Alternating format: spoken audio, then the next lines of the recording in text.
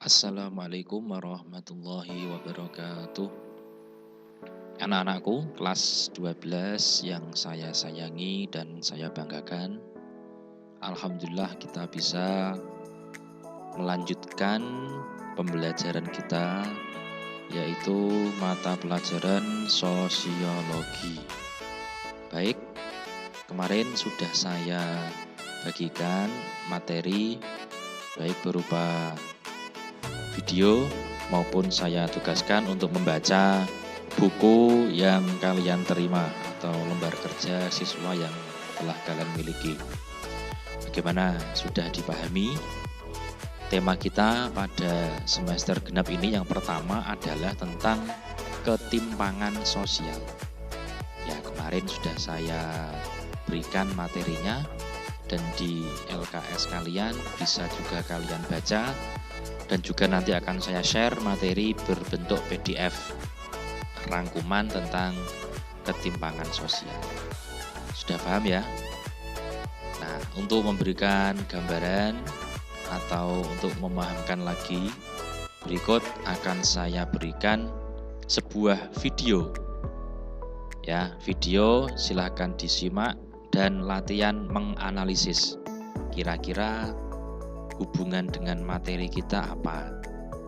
Nah, untuk itu silahkan simak video berikut ini.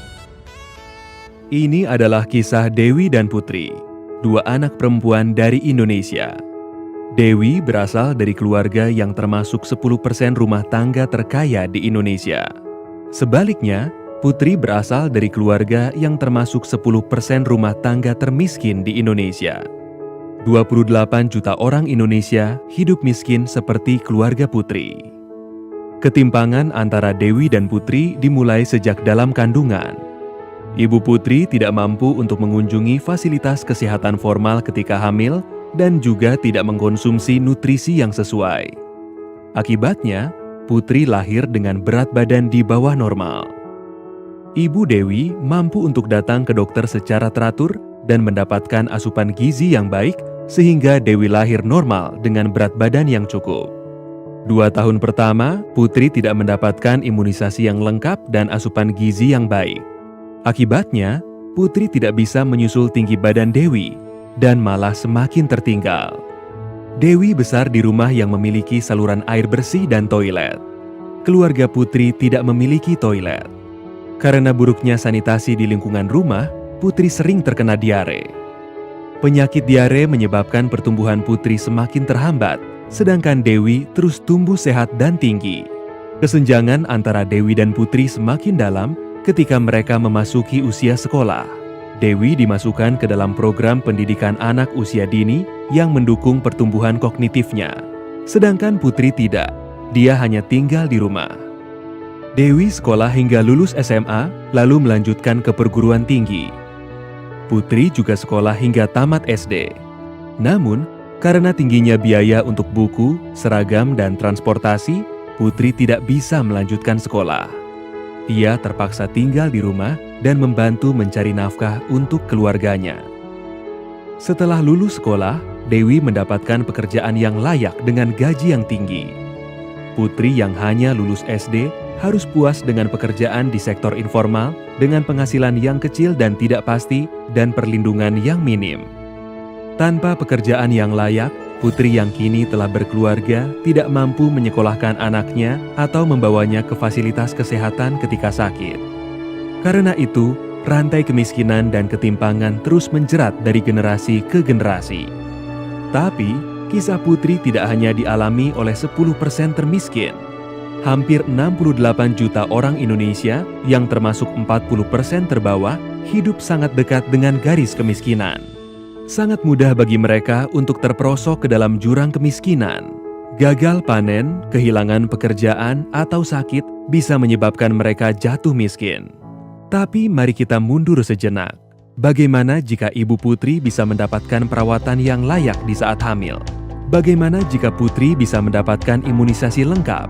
Bagaimana jika rumah Putri memiliki air bersih dan sanitasi layak? Bagaimana jika Putri bisa sekolah dari TK hingga lulus SMA? Bagaimana jika Putri bisa mengikuti pelatihan keterampilan dan mendapatkan pekerjaan yang layak? Ini tidak hanya bermanfaat bagi Putri, tapi juga anak dan cucunya. Dan apabila anak lain seperti Putri juga mendapatkan peluang yang sama, mereka bisa bermanfaat untuk komunitas mereka. Dan pada akhirnya, mereka akan bermanfaat untuk Indonesia. Tapi ini semua dimulai dari memberikan Dewi dan Putri kesempatan yang sama. Nah, bagaimana? Sudah disimak ya videonya? Coba dianalisis. Bagaimana yang semestinya terjadi apabila kehidupan si anak tadi itu bisa di flashback ke belakang. Ibunya mendapatkan nutrisi yang layak, pelayanan kesehatan yang benar, dan sebagainya. Kira-kira kejadian semacam itu terjadi apa tidak? Nah, silahkan dikaitkan dengan materi kita dan dianalisis. Insya Allah nanti akan saya berikan tugas terkait dengan video tadi. Baik, langsung saja saya lanjutkan kembali. Sebelum saya lanjutkan ke sebelum saya lanjutkan ke bentuk-bentuk dari ketimpangan sosial, terlebih dahulu akan saya review sedikit materi kita di pertemuan yang lalu. Yakni telah kita pelajari tentang faktor penyebab ketimpangan sosial. Jika kita bedakan ada dua, yang pertama faktor alami atau faktor internal atau faktor kultural, dan faktor non-alami atau faktor eksternal, atau juga ada yang menyebutnya faktor struktural. Untuk yang faktor alami ada dua, yakni perbedaan sumber daya alam dan juga letak serta kondisi geografis. Kemudian untuk faktor non-alami juga kemarin sudah saya berikan materinya. Kita review ada 4 setidaknya. Yang pertama adalah pengaruh globalisasi, kebijakan-kebijakan pemerintah, faktor internal individu, dan perbedaan kondisi demografis. Jadi ini diingat dan difahami.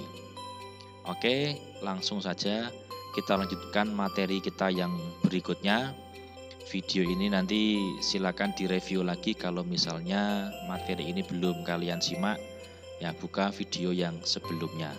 Kita lanjut pada materi tentang bentuk-bentuk ketimpangan sosial. Baik, bentuk-bentuk ketimpangan sosial ini juga dibedakan menjadi dua. Ya, dipilah menjadi dua. Ada yang berbentuk sosial ekonomi, ya, bentuk sosial ekonomi, dan ada yang non ekonomi. Kalau di buku kalian silahkan buka LKS halaman 57. Nah, yang pertama adalah ketimpangan sosial ekonomi. Nah, nanti ada si kaya dan si miskin. Ada juga kebijakan pemerintah dan ketimpangan tentang pemilik modal dan buruh. Kemudian ada lagi kebijakan pemerintah itu dibedakan menjadi dua. Ada ketimpangan desa dan kota, ada juga ketimpangan Pulau Jawa dan di luar Pulau Jawa. Yang kedua adalah ketimpangan non-ekonomi. Ya, ketimpangan sosial non-ekonomi. Ada dua, yang pertama ketimpangan pendidikan dan yang kedua adalah ketimpangan antara budaya global dan budaya lokal. Saya ingatkan sekali lagi sambil disimak bukunya. Ya, halaman 57. Baik, kita akan lanjutkan. Baik, kita bahas satu persatu. Yang pertama tadi faktor atau bentuk ketimpangan sosial ekonomi adalah ketimpangan sosial antara kelompok masyarakat kaya dan masyarakat miskin. globalisasi belum mampu menyentuh hingga ke pemerataan ekonomi. Ya, kemajuan teknologi, kemajuan di bidang apapun pasti belum bisa merata di seluruh penjuru dunia. Akibatnya, ya terjadilah sebuah ketimpangan. Ada si kaya dan ada si miskin. Nah, tentunya faktornya banyak sekali kenapa manusia bisa kaya, kenapa bisa miskin. Karena memang Allah Subhanahu wa taala menciptakan manusia itu dalam kondisi yang berbeda-beda. Ada yang ditakdirkan menjadi kaya, ada yang ditakdirkan menjadi miskin. Nah, semua sudah digariskan atau ditakdirkan oleh Allah Subhanahu wa taala. Kita sebagai manusia ya berdoa dan berikhtiar saja supaya kita mendapatkan kehidupan yang layak, kehidupan yang baik mulai di dunia ini sampai dengan di akhirat. Nah, kaya dan miskin ini salah satu bentuk ketimpangan. Di situ bisa kalian lihat ada gambar kehidupan mewah di kota dan ada gambar di desa.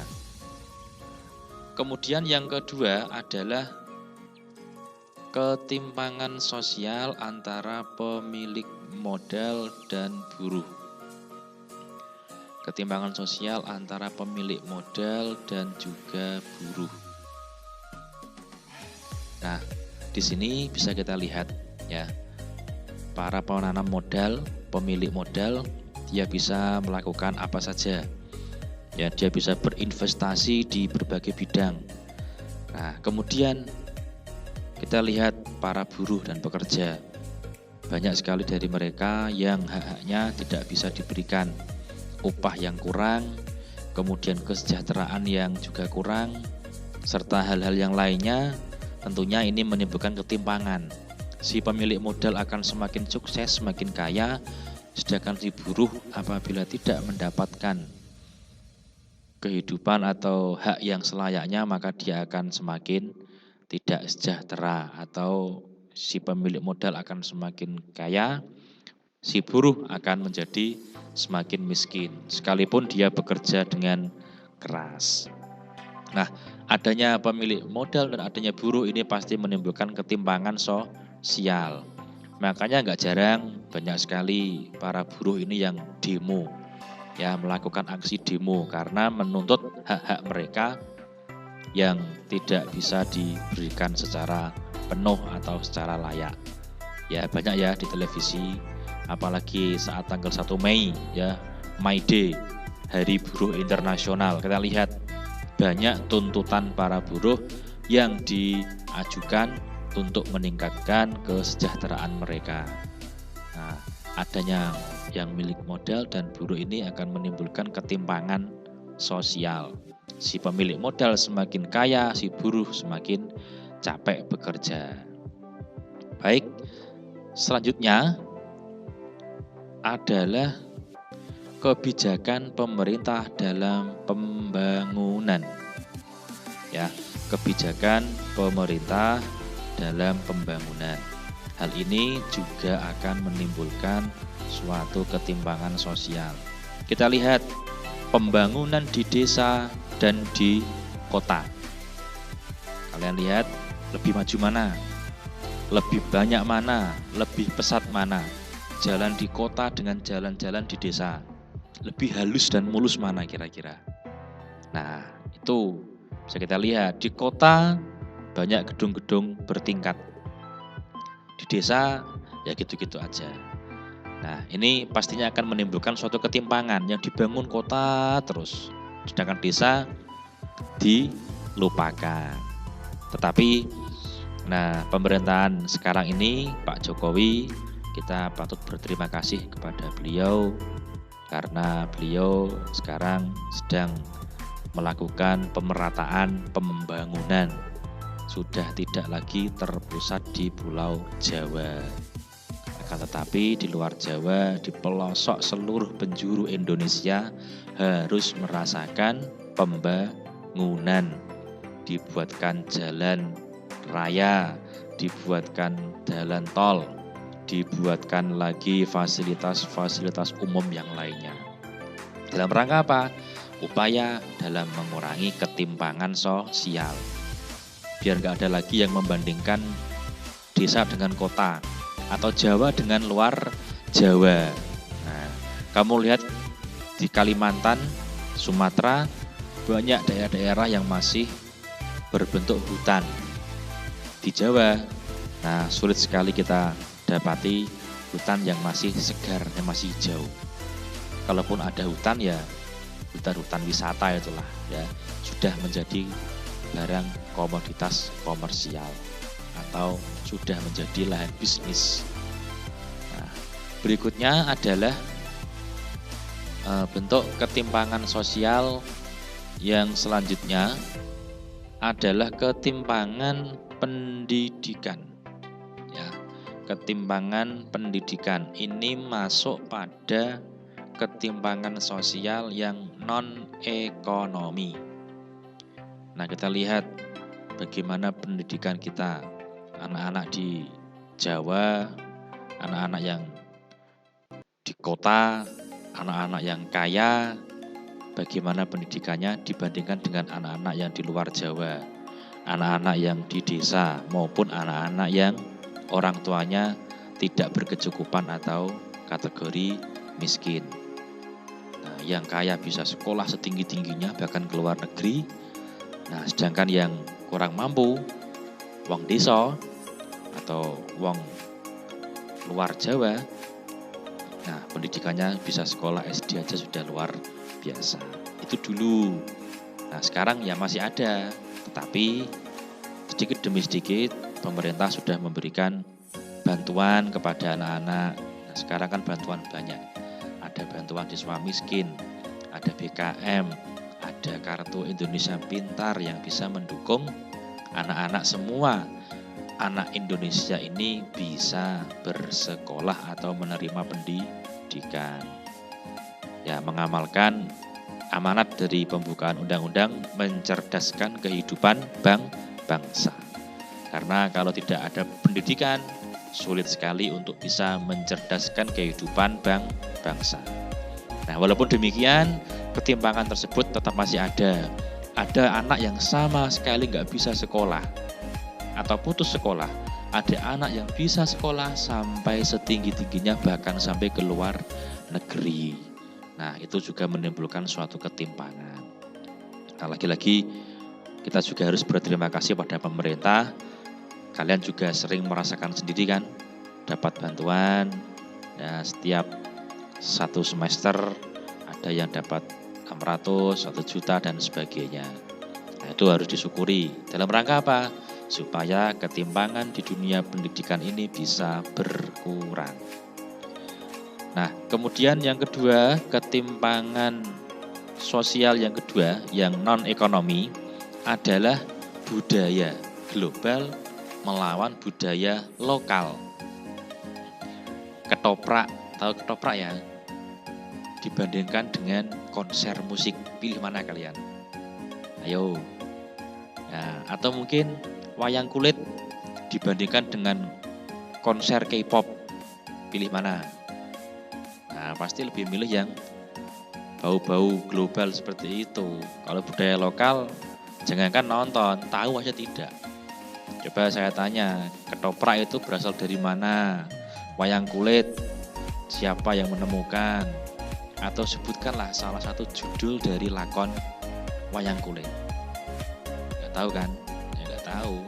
Nah, saya juga kurang tahu karena ya kita disadari atau tidak, kita mengalami sebuah ketimpangan antara budaya yang global dengan budaya lokal.